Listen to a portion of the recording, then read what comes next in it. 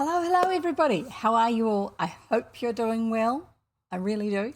I am delighted that today is Friday. It's the end of the week because it's been a pretty big week for me.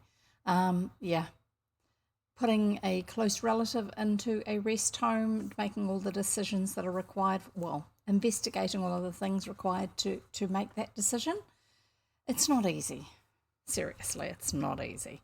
There's so many phone calls you've got to make, so many people you have to ask questions of, and you don't know where to begin. Because even though they say, here, start here and do this, there's so many other rabbit trails that you have to follow along the way. I hope you've had a good week. Have you? Let me know in the chat. There you go. You can interact with me because we aren't actually reading at the moment, and I may actually respond. That does sometimes happen. Sorry, my hair's being a bit weird. So what are we up to? We're up to chapter 5 of Emily of New Moon, which is called Diamond Cut Diamond. And I'm not quite sure. I wonder if that's a bit like steel sharpens steel. Or maybe not. We'll find out when we read this chapter, won't we? I suppose, and the other thing is, I should probably explain who I am and what's going on here for those of you who are new. Hi, I'm Jev. I read old-fashioned children's stories. This is one at the upper end of the age range that I generally read from. I don't read the Jane Austens and the Charles Dickens and those sort of ones that a lot of other online readers read of the old-fashioned books. I tend to aim my stories for... the type of reading is more for children and young adults. And that's partly why I'm only reading the first book in this series. There are 3 books in the series by this particular series by Ellen Montgomery. She's famous for having written the Anne of Green Gables book and then the series of books that came after it. Rather a large series, by the way. I enjoyed the first book. I started to get a bit bogged down in the others and I got a little bit impatient with it, but it was probably because of the age I was when I was reading them. I found that often books that are aimed for a particular age range, you do better with if you read them when you're a couple of years older than the age that they're focused on. Emotionally, you're just more capable of handling it. And you're usually a little bit more interested in the comings and goings of the different characters in it too. It just works that way because you're looking back at that part of your life in some ways. So that's when you're getting to books that are more for a slightly older age range. Younger kids' books, not a problem. Anyway, so yes, I'm Jev. I live in New Zealand, commonly nicknamed NZ because of the way we say the initials of our country name. And I read old-fashioned children's books because they're fun to read. They take me back to a different time and place. Not one that I grew up in, but one that I do actually relate to because I grew up reading a lot of these books when I was a kid. I read the books that my parents and my grandparents had read when they were children, which gives me a much broader outlook on children's literature, I suppose. I didn't just grow up with the stuff that everybody else was reading at that same stage. I read stuff from a far broader range of authors and time periods. And it's a great way to expand your mind, you expand your perception of what the world used to be like. Even if it's a fantasy book, the way they use language is different now to what it was in the different other stages of when people have been writing. I mean, they've been writing for years, so whatever. That sounds a little bit weird, but that's okay. I'm just going to make sure that my phone is on silent. That's a good idea, isn't it? I have been known to have it making noises at me when I didn't want it to. I'm not going to call you out if your phone starts making noises at you, nor am I going to give you a test at the end of this reading. So one of the things with these sort of style of stories, they're not perfect, they're not polished, they're very off the cuff. They're as they happen. That's one of the reasons I enjoy reading live rather than actually doing a recording and saving it for later, because if it's just done as a recording, there's an expectation of perfection. that you don't have when someone is doing something live. And I like that. I like the fact that it's just as it comes. I think that's how it's. I think life is better if we actually just take it as it comes rather than expecting it to be perfect. And it's less stilted, it's less manufactured. I enjoy listening to audiobooks, but I'm not endeavouring to produce an audiobook because I don't attain to that level of perfection. Apart from the fact that my accents are absolutely lousy. They're terrible. We don't really have proper accents when I'm reading a book to you. That's okay. And I also stop and I explain things along the way, which is educational, I suppose you could say. Some people like that, some people don't. And if you don't, you can clear off, find something else to listen to. There are other readers who actually read excellently without needing to have all the interruptions that I make when I'm reading. But I've had a fair bit of life experience. It kind of goes with the grey hair and living in different countries overseas and visiting different countries, ones that some people haven't heard of, places like that. Gives you opportunities to actually learn from what goes on around you. And it actually colours the way you see the world, the way you see life, and how you respond to things that you read and that you hear. And it's a great way to just stretch your mind, give you a little bit of escapism. And there's nothing wrong with a bit of that. So we tend to be a family-friendly place. I prefer it that way.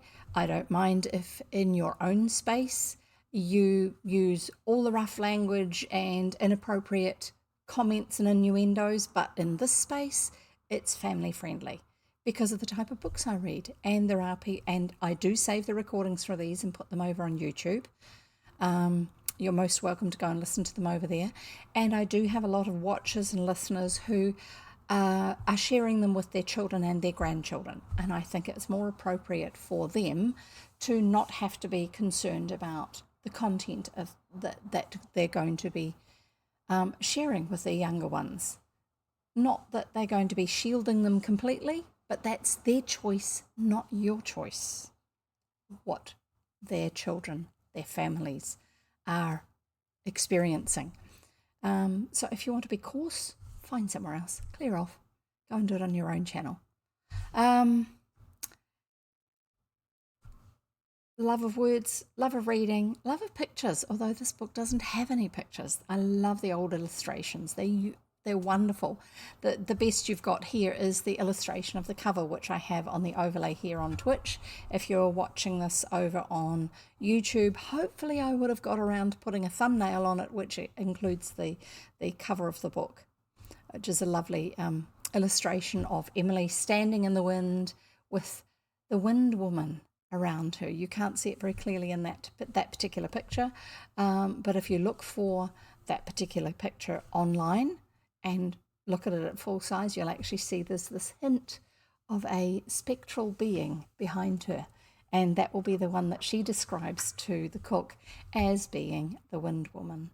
Anyway, so what about we just get on with reading after I've given you one more little bit of talk.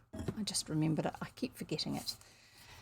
What do you need to be here? Not a lot. Snacks. Not snacks, but something to snack on. Snacks are a brand of crackers in New Zealand. Something to drink to keep your brain working, hydrated. For me, that's water. Sometimes I will have a coffee here. I've already had enough coffee today. I better not have any more. But I have got some water to keep my throat from being too dry. I try not to cough too much when I'm reading, but sometimes you get a little bit dry in the throat and that happens. I've actually got some cheese and crackers. So it's really, it's much more fun to listen to I'm sorry, I'm going to be very noisy now and open up the packet of crackers that I have so I can put the cheese on them. There you go. For those of you who are into non-peaceful ASMR, there you go, there's the cracker noise. Hope that didn't deafen you too much. So there we go, we've got some crackers, we've got some soft cheese. What have we got today? This will be, oh sorry, my hair is wafting around. has a tendency to do that. That's why I used to always keep it very short. So I've got some soft cheese. This is camembert. And that's ready for me to snack on when I feel like it, which will also be very noisy for you. I will try to remember to turn the microphone off when I'm eating my snacks today.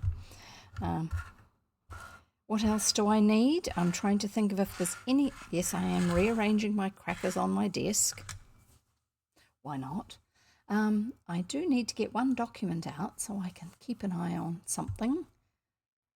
Sorry about that. I shall just get it ready. I thought I had everything ready once again. And once again, I didn't. I really need to write myself a list of things to do, don't I? That would help. We're getting there. We're nearly there. So, the picture in the background is, as far as I understand from what I've been able to find out about, is on the island that is called Prince Edward Island, which is a province in Canada. And it is an island. It's quite a big island, actually. It's had its own population for quite a long time. And this is set in the early 20th century. So it was not as well developed as it is now, and also didn't have so many tourists back then, because Ms. Montgomery, Lucy Maud Montgomery, had not yet written the books that made it such a tourist destination. You can go and do Anne of Green Gables trails on the island. There's a little bit of reference to Emily, but nowhere near as much, because there are only 3 books in the series. The Anne series, I lost count. Seriously, doesn't really matter. And just for your ears' safety, I do not do a Canadian accent for this story, even though most of the books that I read are normally English, not Canadian or American or whatever. And I have a tendency to sound a little more English when I'm reading an English book. I don't do that for this book. I don't try and sound like the country it's come from, because I can't do a Canadian accent. You can ask a good friend of mine if she can do a Canadian accent for you, because she won't be doing an accent. She'll be talking the way she spoke when she grew up. And another good friend of mine, her daughter, she was born and raised in New Zealand and sounds half Canadian. Not surprising. Her mother's Canadian originally. She's not now. She's Kiwi. Anyway, so I have actually been in Canada. I've got relatives there. Quite a few of them too, by the way. Sorry, just getting the cheese off my fingers. And I am going to prop up my ebook. Well, my first generation iPad mini, actually. Yes, I'm putting a cloth on top of my desk so it doesn't slip and fall on top of my keyboard and do something dangerous to the keys. Right, I use a first generation iPad mini because that's what I have. And I think it's great when people make the most of the things they have instead of just wanting something else, something new, something better. What happens to all those lovely things that we used to really enjoy that are now too old or whatever, when they still function? We can still use them, and so that's what I do.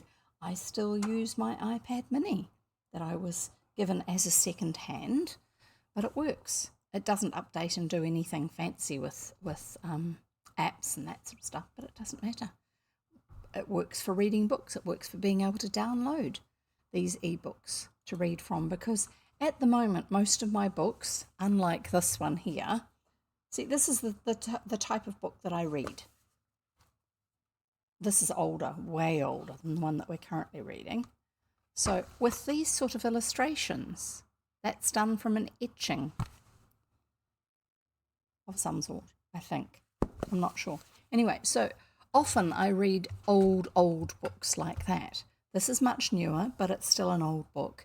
I have a lot of books downstairs in boxes, and I have yet to get the storage space behind me sorted and set up as my proper reading and office space instead of just me having a little corner and having to use a green screen. In which case, once it's all sorted out, I will have an armchair and bookshelves and all these wonderful things, and I'll be in a real setting instead of a photograph setting. We'll see how it goes. I'll get there eventually, and then I'll be able to wave physical books at you. Yes, I know, sometimes I call them real books, but they're not really real books because what I'm reading is just as real. It's got words, and you're hearing the words. They don't just disappear in my head. I get to speak them out. That's how real they are, and they draw pictures in your head. Anyway, let's stop rambling. Emily of New Moon by L.M. Montgomery. Chapter 5, Diamond Cut Diamond. And I've checked. Yes, my microphone is working. Please tell me if ever I'm chattering away and there are no sounds coming out. Write that in the chat so I can see it.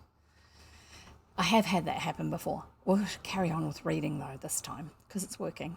Chapter 5, Diamond Cut Diamond. Emily, who had been pointedly ignored by the Murrays at breakfast, was called into the parlour when the meal was over.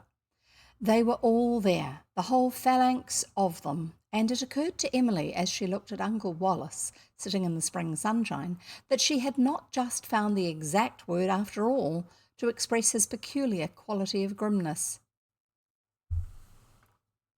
Aunt Elizabeth stood unsmilingly by the table with slips of paper in her hand. They're going to draw lots for who she gets to go home with, or something like that. Emily, she said, last night we could not decide who should take you. I may say that none of us feel very much like doing so, for you have behaved very badly in many respects. I don't think they've considered how she might feel. But then that era did not consider children to have valid feelings, to be considered. Oh, Elizabeth, protested Laura, she is our sister's child. Elizabeth lifted a hand regally. I am doing this, Laura. Have the goodness not to interrupt me. As I was saying, Emily, we could not decide as to who should have the care of you, so we have agreed to Cousin Jimmy's suggestion that we settle the matter by lot. I have our names here, written on these slips of paper. You will draw one, and the one whose name is on it will give you a home. Aunt Elizabeth held out the slips of paper. I'm sorry, I really have to take this phone call. I am just going to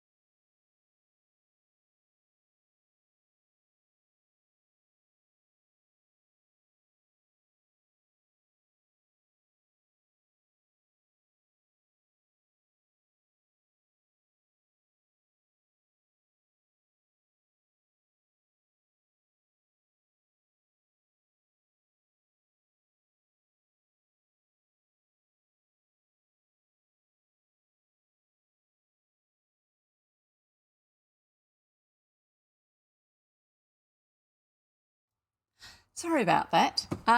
Phone call from one of the family members. Just still still sorting out things. Usually they remember that I'm busy at this time of day, but not this time. So here we go. We shall carry on. That's just one of those things. Sorry about that. I know I already said that. Occasionally, when you have elderly relatives, occasionally you just have to interrupt everything that you're doing and just go and deal with the situation. So I had to deal with a phone call. Anyway, we'll carry on with reading. Aunt Elizabeth held out the slips of paper. Emily trembled so violently that at first she could not draw one. This was terrible. It seemed as if she must blindly settle her own fate, which is actually why the others have done it, is because then they don't have to decide. Horrible. Draw, said Aunt Elizabeth. Emily set her teeth, threw back her head with the air of one who challenges destiny, and drew. Aunt Elizabeth took the slip from the little shaking hand and held it up. On it was her own name. Elizabeth Murray. Laura Murray suddenly put her handkerchief to her eyes. I think she's delighted. Well, that's settled, said Uncle Wallace, getting up with an air of relief. And if I'm going to catch the train, I've got to hurry. Of course, as far as the matter of expense goes, Elizabeth, I'll do my share.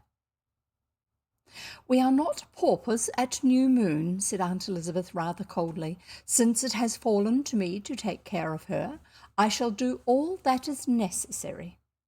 Wallace, I do not shirk my duty. I am her duty, thought Emily. Father said nobody ever liked a duty, so Aunt Elizabeth will never like me. You've got more of the Murray pride than the rest of us put together, Elizabeth, laughed Uncle Wallace. They all followed him out, all except Aunt Laura. She came up to Emily, standing alone in the middle of the room, and drew her into her arms. I'm so glad, Emily, I am so glad, she whispered. Don't fret, dear child. I love you already, and New Moon is a nice place, Emily. It has a pretty name, said Emily, struggling for self-control.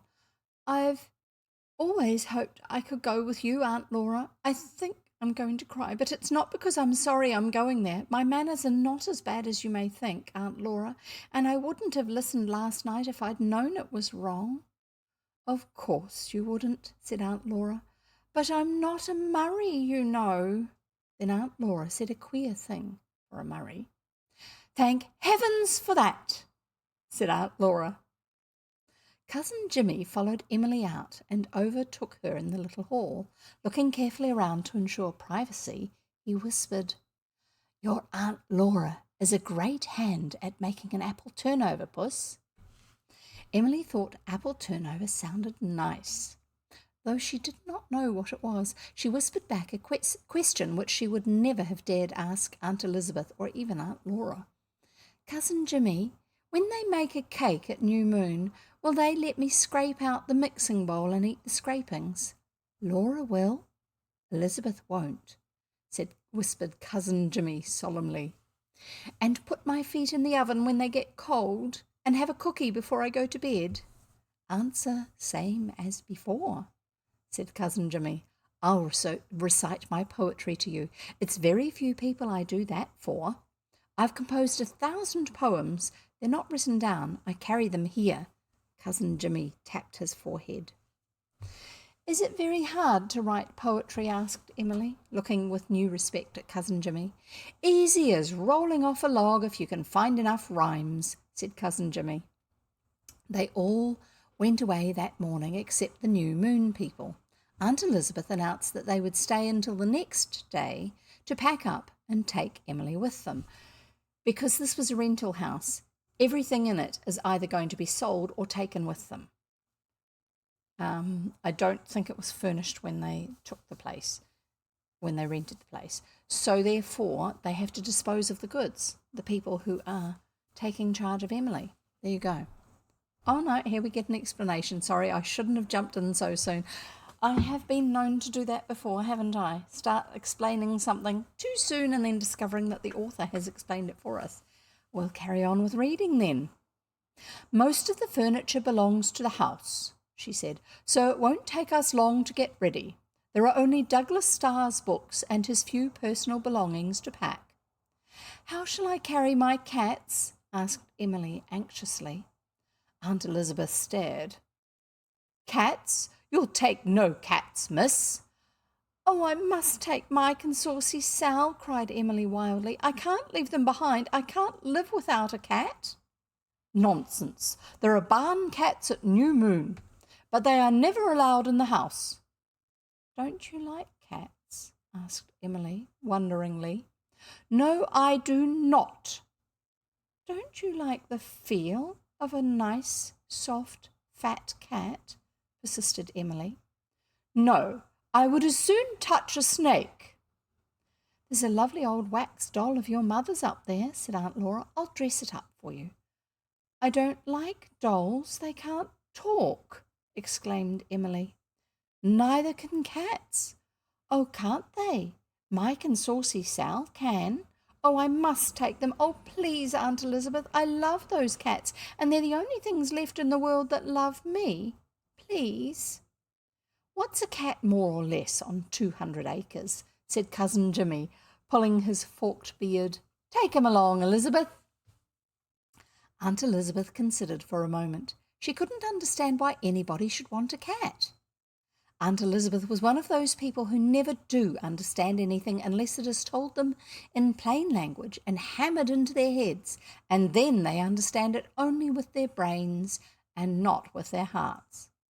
You may take one of your cats, she said at last, with the air of a person making a great concession. One, and no more.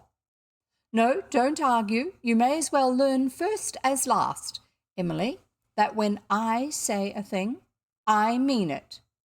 That's enough, Jimmy. Cousin Jimmy bit off something he had tried to say, stuck his hands in his pockets, and whistled at the ceiling.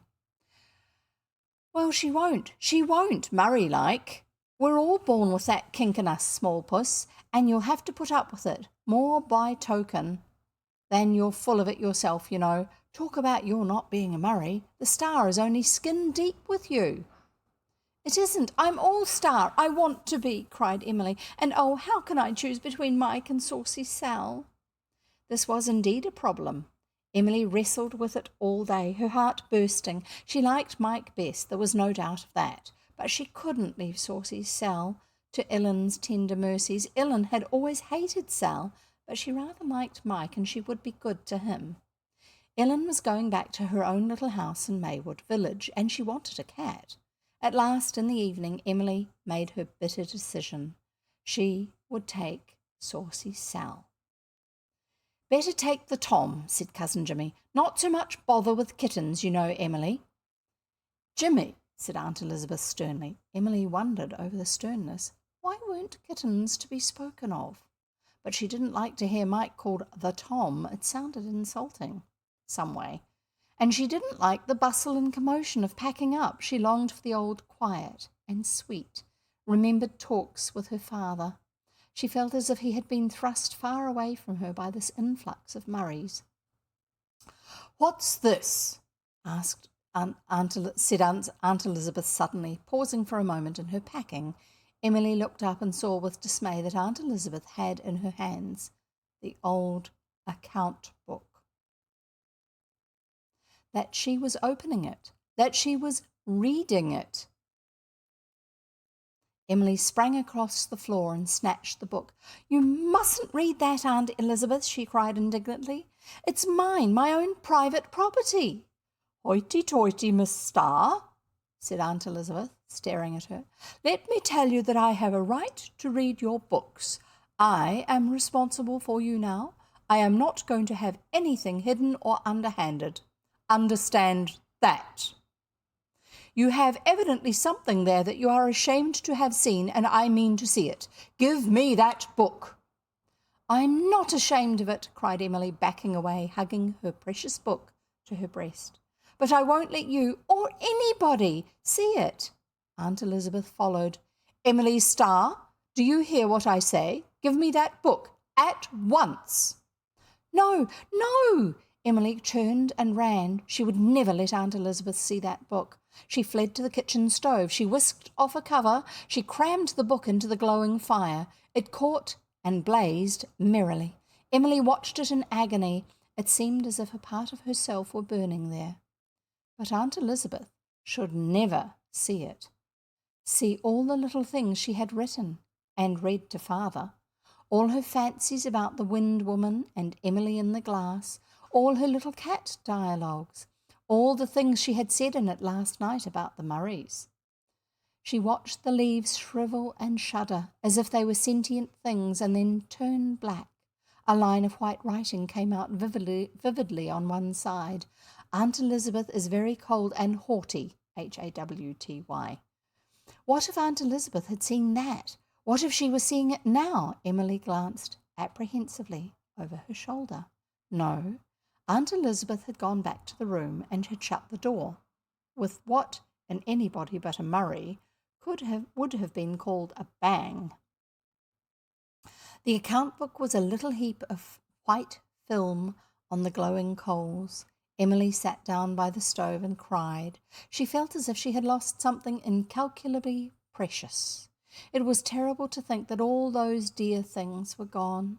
She could never write them again, not just the same, and if she could, she wouldn't dare. She would never dare to write anything again if Aunt Elizabeth must see everything.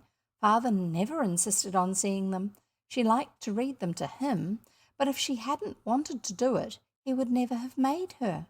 Suddenly, Emily, with tears glistening on her cheeks, wrote a line in an imaginary account book.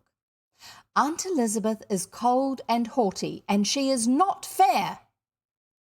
Next morning, while Cousin Jimmy was tying the boxes at the back of the double-seated buggy, and Aunt Elizabeth was giving Ellen her final instructions, Emily said goodbye to everything. To the rooster pine and Adam and Eve, they'll miss me so when I'm gone. There won't be anyone here to love them, she said wistfully.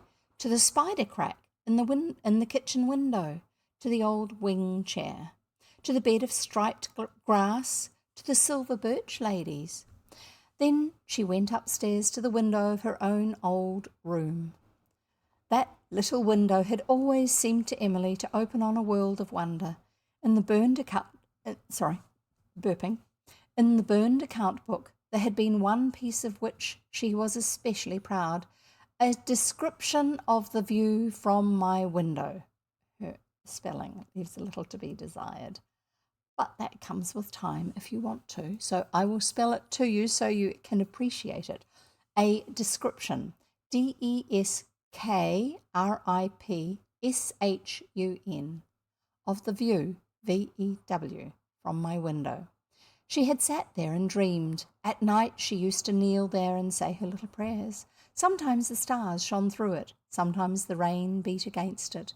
Sometimes the little grey birds and swallows visited it. Sometimes airy fragrances floated in from apple and lilac blossom. Sometimes the Wind Woman laughed and sighed and sang and whistled round it. Emily had heard her there in the dark nights and in the wild, white winter storms. She did not say goodbye to the Wind Woman, for she knew the Wind Woman would be at New Moon too. But she said goodbye to the little window and the green hill she had loved, and to her fairy-haunted barrens, and to little Emily in the glass. There might be another Emily in the glass at New Moon, but she wouldn't be the same one. And she unpinned from the wall and stowed away in her pocket the picture of the ball dress she had cut from a fashion sheet.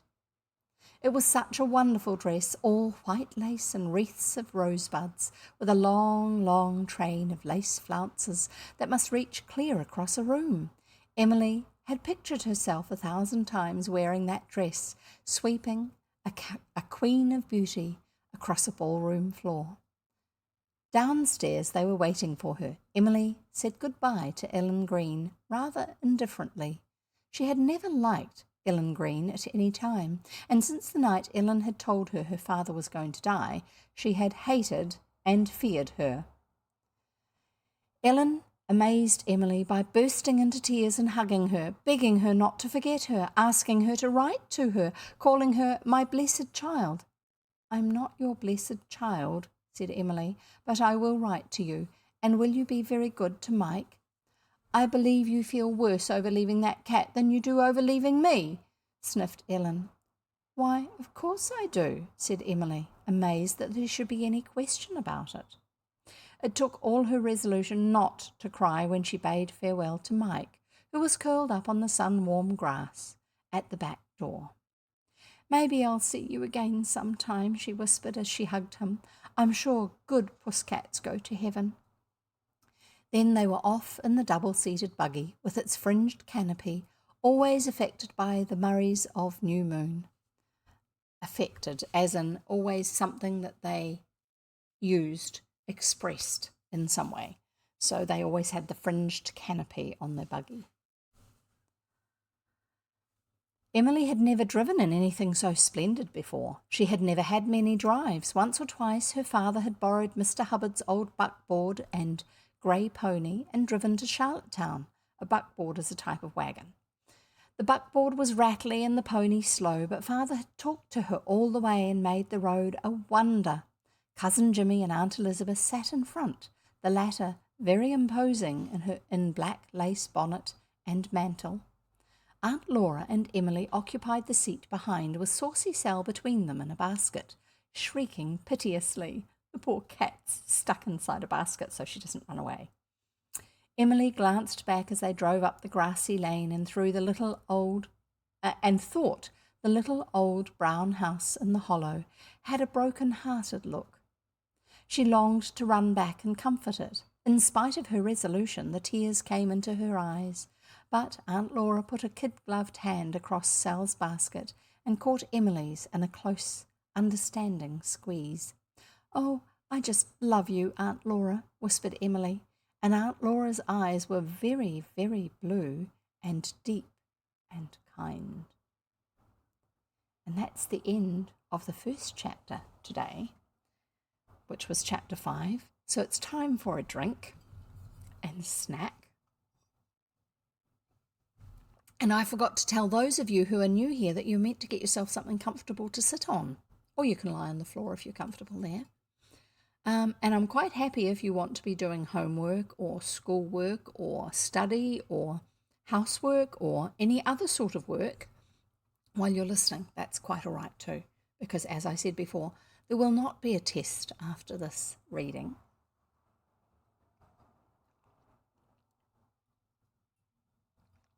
Now, if you are familiar with Twitch, if this is something that you've used before a number of times, if there's anything that I say or do that you think is rather amusing, you're welcome to clip it.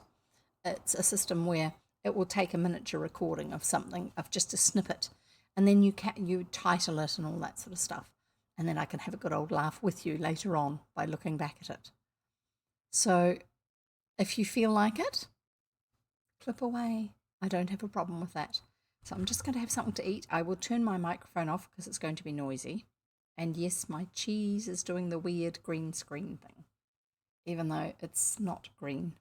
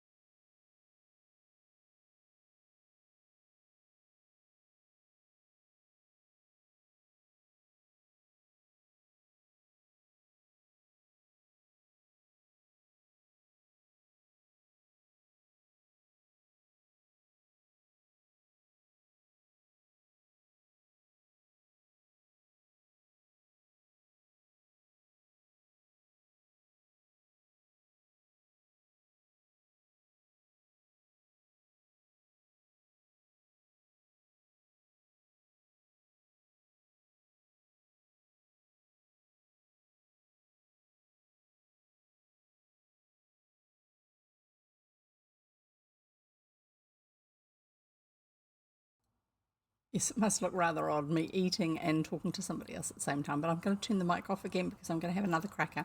I didn't have a lot of lunch today, so I'm a little hungry.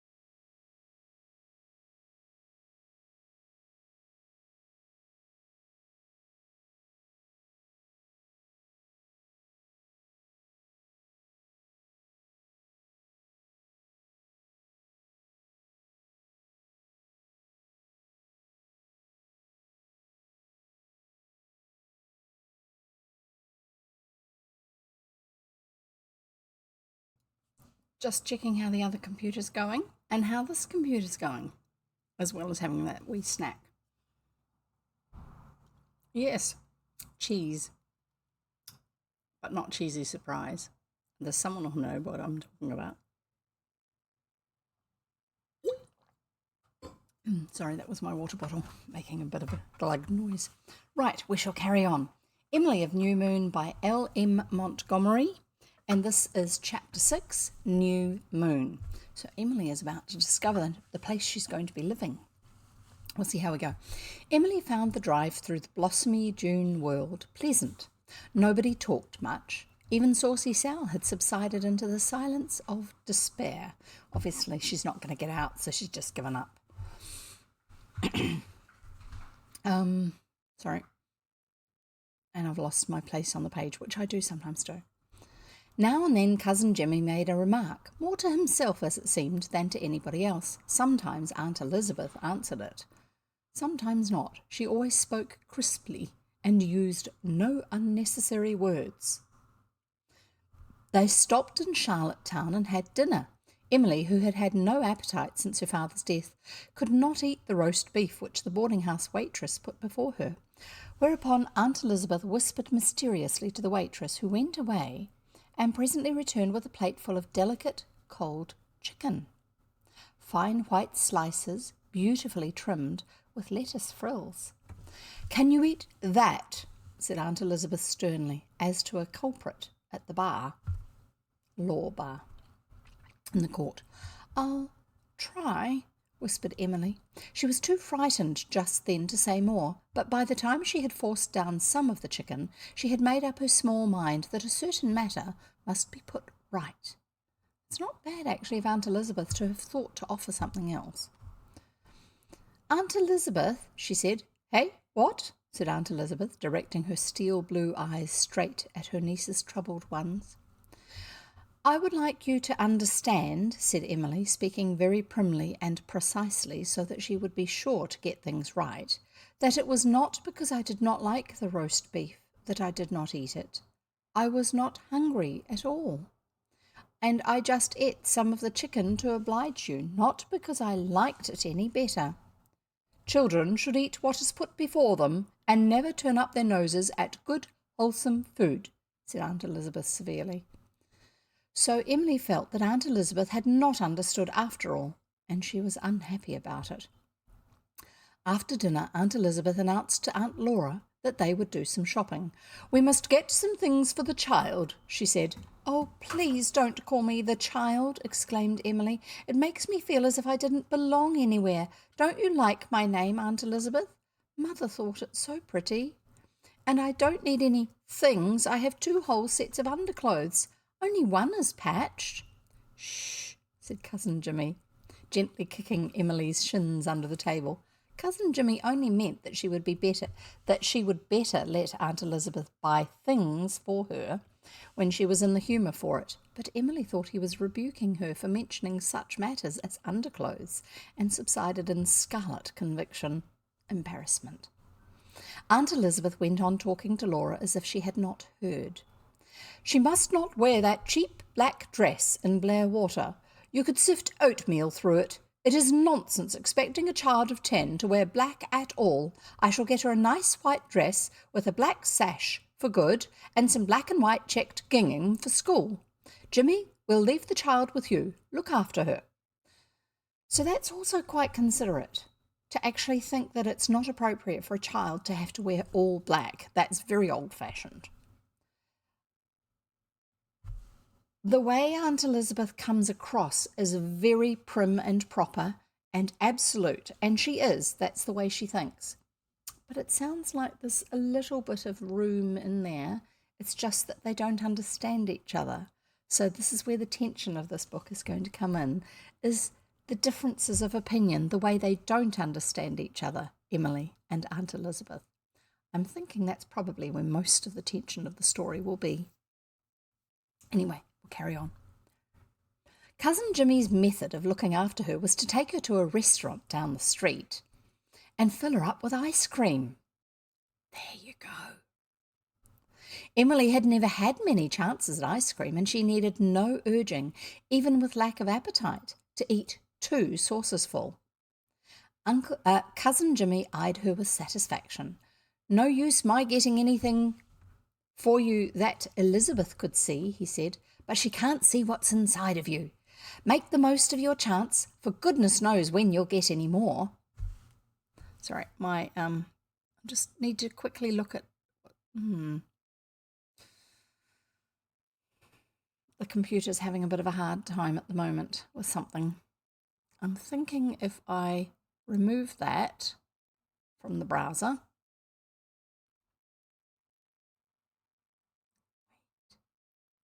Just get that out of the way, and then open this over here, the same thing.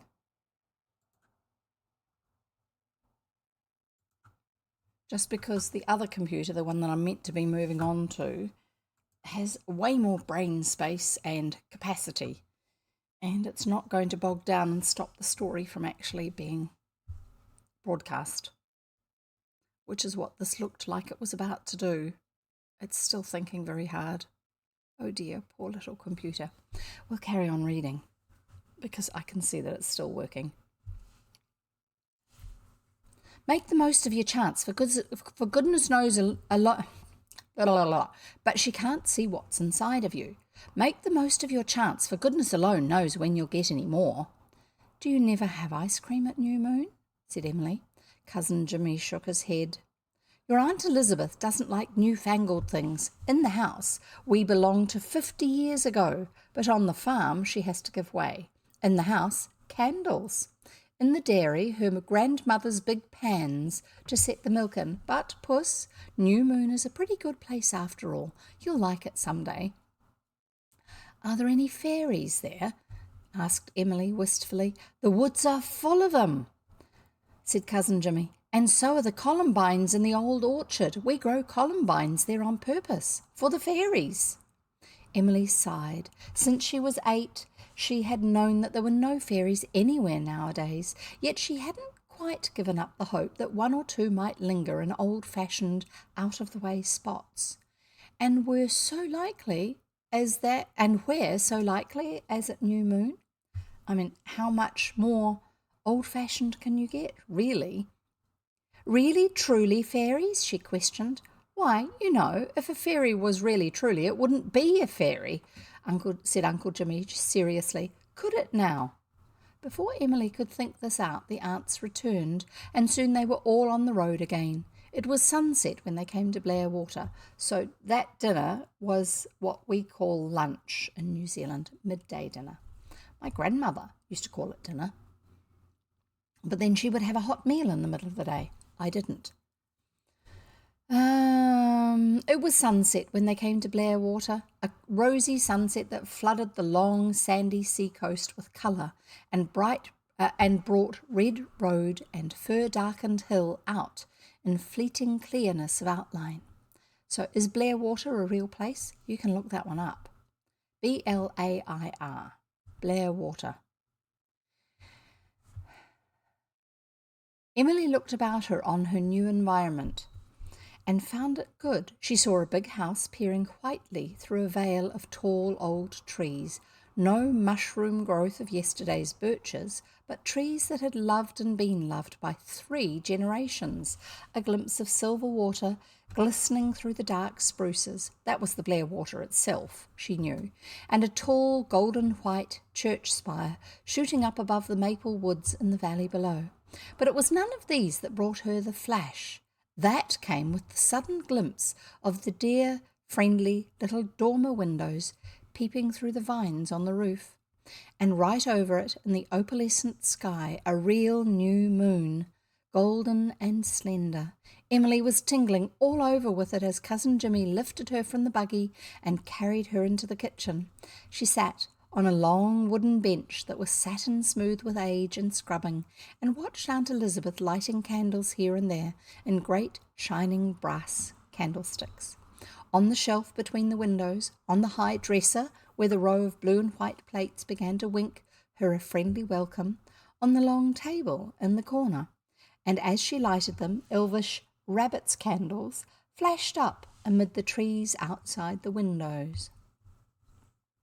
Emily had never seen a kitchen like this before.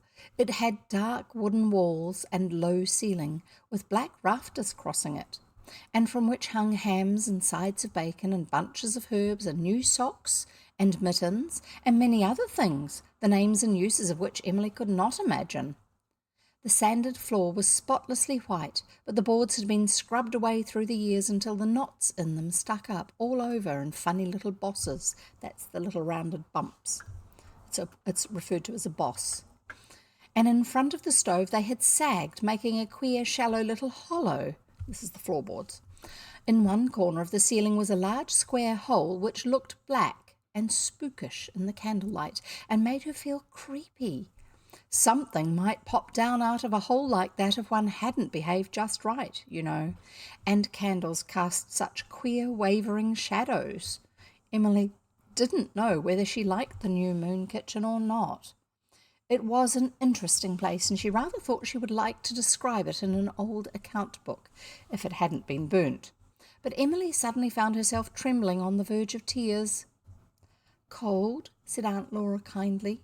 "These June evenings are chilly yet. Come into the sitting room. Jimmy has kindled a fire in the stove there." Emily, fighting desperately for self-control, went into the sitting room. It was much more cheerful than the kitchen. The floor was covered with gay striped homespun, coarsely spun wool fibre, woven together, I would guess. The table had a bright crimson cloth. The walls were hung with pretty diamond-patterned paper. The curtains were of wonderful pale red damask, with a design of white ferns scattered over them. They looked very rich and imposing, and Murray-like. Emily had never seen such curtains before, but best of all were the friendly gleams and flickers from the jolly hardwood fire in the open stove that mellowed the ghostly candlelight with something warm and rosy golden. Emily toasted her toes before it and felt reviving interest in her surroundings. What lovely little leaded glass doors closed the china closets on either side of the high black polished mantel. What a funny, delightful shadow the carved ornament on the sideboard cast on the wall behind it, just like a Negro's side face. In other words, a profile of someone from Africa.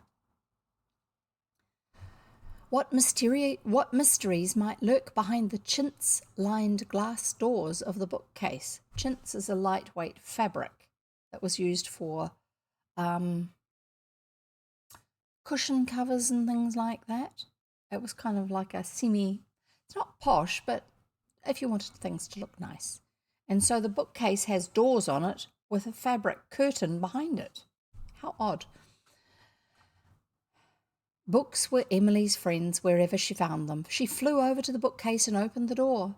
But before she could see more than the backs of rather ponderous volumes, Aunt Elizabeth came in with a mug of milk and a plate whereon lay 2 little oatmeal cakes. "Emily," said Aunt Elizabeth sternly, "shut that door. Remember that after this you are not to meddle with things that don't belong to you." There's not much belongs to Emily. Oh dear. "I thought books belonged to everybody," said Emily. "Ours don't," said Aunt Elizabeth, contriving to convey the impression that New Moon books were in a class by themselves. "Here is your supper, Emily. We are all so tired that we are just having a lunch. Eat it, and then we will go to bed." In other words, a light meal, just a snack before you go to bed. Emily drank the milk and worried down the oat cakes, still gazing about her. How pretty the wallpaper was with the garland of roses inside the gilt diamond. Emily wondered if she could see it in the air. She tried. Yes, you could. There, it hung a yard from her eyes, a little fairy pattern, suspended in mid-air like a screen. Emily had discovered that she possessed this odd knack when she was 6. By a certain movement of the muscles of her eyes, which she could never quite describe, she could produce a tiny replica of the wallpaper in the air before her, could hold it there and look at it as long as she liked, could shift it back and forth to any distance she chose, making it larger or smaller as it went further away or came nearer. It was one of her secret joys when she went into a new room anywhere to see the paper in the air. And this New Moon paper made the prettiest fairy paper she had ever seen. "What are you staring at nothing in that queer way for?" demanded Aunt Elizabeth, suddenly returning. Emily shrank into herself. She couldn't explain it to Aunt Elizabeth. Aunt Elizabeth would be like Ellen Green and say she was crazy. I wasn't staring at nothing." "Don't contradict. I say you were," retorted Aunt Elizabeth. "Don't do it again. It gives your face an unnatural expression. Come now, we will go upstairs. You are to sleep with me." Sorry. Emily gave a gasp of dismay. She had hoped it might be with Aunt Laura. Back in those days, it was common for a child to sleep with an adult. You didn't have so many beds. You didn't have so many bedrooms. That's just the way life was. It was normal. Sleeping with Aunt Elizabeth seemed a very formidable thing, but she dared not protest. They went up to Aunt Elizabeth's big, sombre bedroom where there was dark, grim wallpaper that could never be transformed into a fairy curtain, a high black bureau, that's a dressing table, but it's just the drawers, topped with a tiny swing mirror so far above her that there could be no Emily in the glass, tightly closed windows with dark green curtains, a high bedstead with a dark green canopy, and a huge, fat, smothering feather bed with high, hard pillows. Emily stood still, gazing about her. "Why don't you get undressed?" asked Aunt Elizabeth. I don't like to undress before you," faltered Emily. Aunt Elizabeth looked at Emily through her cold, spectacled eyes. "Take your clothes off at once," she said. Emily obeyed, tingling with anger and shame. It was abominable, taking off her clothes while Aunt Elizabeth stood and watched her. The outrage of it was unspeakable. It was even harder to say her prayers before Aunt Elizabeth. Emily felt that it was not much good to pray under such circumstances. Father's God seemed very far away, and she suspected that Aunt Elizabeth's was too much like Ellen Green's God. "Get into bed," said Aunt Elizabeth, turning down the clothes. Emily glanced at the shrouded window. "Aren't you going to open the window, Aunt Elizabeth?" Aunt Elizabeth looked at Emily as if the latter had suggested removing the roof. "Open the window and let in the night air?" she exclaimed. "Certainly not." Very Victorian. "Father and I always had our window open," cried Emily. "No wonder he died of consumption," said Aunt Elizabeth. "Night air is poisonous." "What air is there but at night but night air?" asked Emily. "Emily," said Aunt Elizabeth icily, "get into bed." Emily got in, but it was utterly impossible to sleep lying there in that engulfing bed that seemed to swallow her up with that cloud of blackness above her and not a gleam of light anywhere, and Aunt Elizabeth lying beside her, long and stiff and bony. "I feel as if I was in bed with a griffin," thought Emily. Oh, I'm going to cry. I know I am." Desperately and vainly she strove to keep the tears back, but they would come. She felt utterly alone and lonely, there in that darkness, with an alien, hostile world all around her. For it seemed hostile now, and there was such a strange, mysterious, mournful sound in the air, far away yet clear. It was the murmur of the sea, but Emily did not know that, and it frightened her. Oh, for her little bed at home. Oh, for father's soft breathing in the room. Oh, for the dancing friendliness of well-known stars shining through her own open window. She must go back. She couldn't stay here. She would never be happy here. But there wasn't any back to go to. No home. No father. A great sob burst from her. Another followed, and then another. It was no use to clench her hands and set her teeth and chew the inside of her cheeks. Nature conquered pride and determination and had her way. "What are you crying for?" asked Aunt Elizabeth. To tell the truth, Aunt Elizabeth felt quite as uncomfortable and disjointed as Emily did. She was not used to a bedfellow. She did not want to sleep with Emily any more than Emily wanted to sleep with her, but she considered it quite impossible that the child should be put off by herself in one of the big, lonely, new moon rooms. That's a reasonable thing. And Laura was a poor sleeper, easily disturbed. That's also considerate. Children always kicked, Elizabeth Murray had heard, so there was nothing to do but take Emily in with her, and when she had sacrificed comfort and inclination to do her unwelcome duty, this ungrateful and unsatisfactory child was not contented. "I asked you what you were crying for, Emily," she repeated. I'm homesick, I guess," sobbed Emily. Aunt Elizabeth was annoyed. "A nice home you had to be homesick for," she said sharply. It wasn't as elegant as New Moon," sobbed Emily, "but father was there. I guess I'm father sick, Aunt Elizabeth. Didn't you feel awfully lonely when your father died?" Elizabeth Murray involuntarily remembered the ashamed, smothered feeling of relief when old Archibald Murray had died, the handsome, intolerant, autocratic old man who had ruled his family with a rod of iron all his life and had made existence at New Moon miserable with the petulant tyranny of the 5 years of invalidism that had closed his career. The surviving Murrays had behaved impeccably and wept decorously and printed a long and flattering obituary, but had one genuine feeling of regret followed Archibald Murray to his tomb? Elizabeth did not like the memory and was angry with Emily for evoking it. "I was resigned to the will of Providence," she said coldly. "Emily, you must understand right now that you are to be grateful and obedient and show your appreciation of what is being done for you. I won't have tears and repining. What would you have done if you had no friends to take you in? Answer me that." "I suppose I would have starved to death," admitted Emily, instantly beholding a dramatic vision of herself, lying dead, looking exactly like the picture she had seen in one of Ellen Green's missionary magazines depicting the victims of an Indian famine. "Not exactly, but you would have been sent to some orphanage, would you, where you would have been half-starved, probably.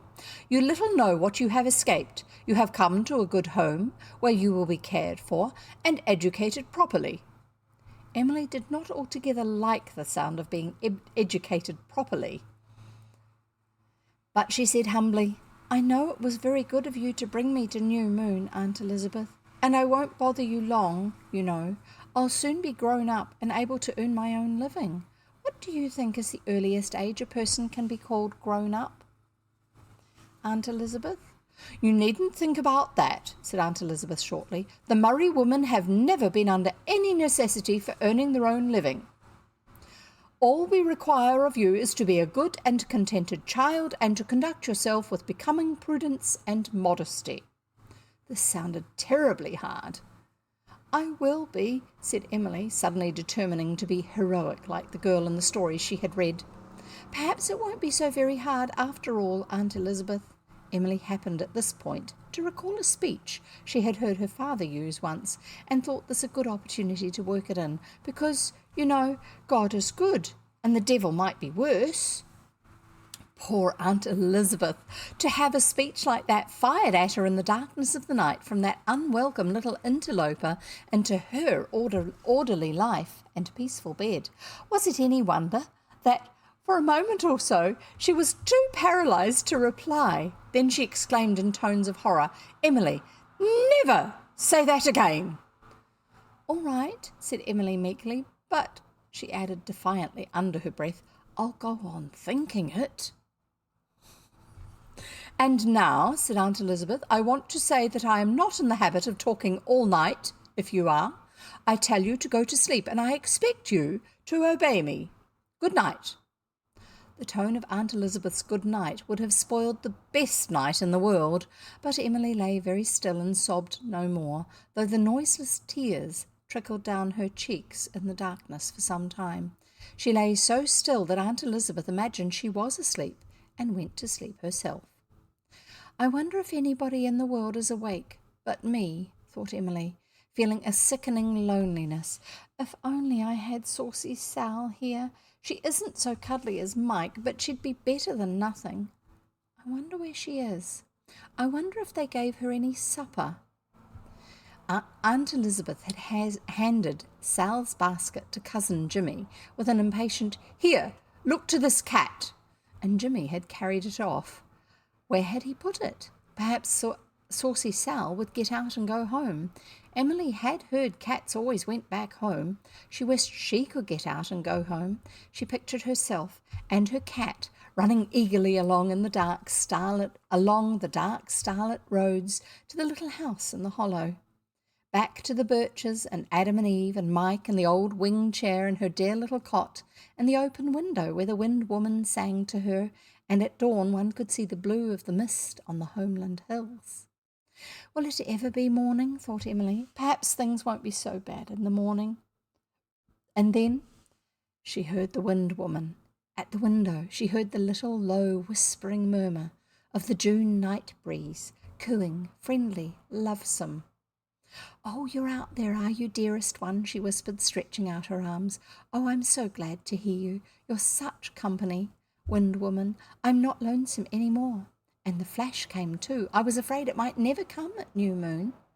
Her soul suddenly escaped from the bondage of Aunt